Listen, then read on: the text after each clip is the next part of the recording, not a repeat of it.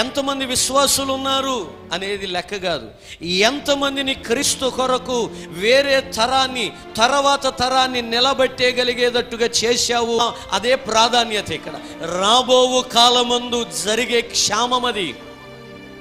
ఏ క్షామము? దేవుని మాటలు దొరకని క్షామము. అన్నపానములు లేకపోవటం వల్ల కలిగే క్షామం కాదు, దేవుని మాట విని లోబడి సరి చేసుకునే దినాలు లేవు. మరలా పాత స్థితి రాబోతాం.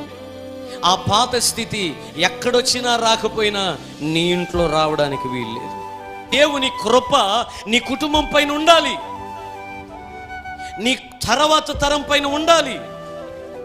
నువ్వు ఈ వాక్యాన్ని పొందుకొని నీ హృదయంలో పెట్టుకొని ధ్యానం చేస్తూ ఉంటే నీ కుటుంబము ఆశీర్వదించబడుతుంది.